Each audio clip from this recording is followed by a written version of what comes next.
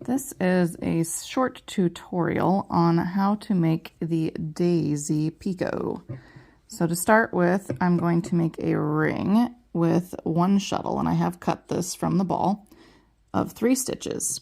Now I'm going to bring my second shuttle in. I'm going to keep my first shuttle to the front, and I will use my second shuttle to create untatted stitches. So that means that I am going to just make my stitches like normal, but then lay them in along the line of our core thread. So I'll do 3 stitches this way, untatted, not flipped stitches, and then make a picot, and then make 3 more of my untatted, not flipped stitches. And I am making them in the normal order because what will happen is these stitches will flip up when we move our shuttle to the back, and we'll slide them nice and close together.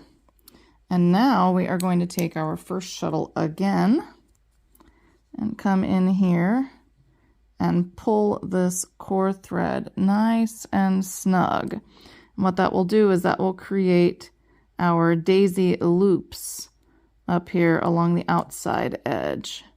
So 1, 2, 3, oops,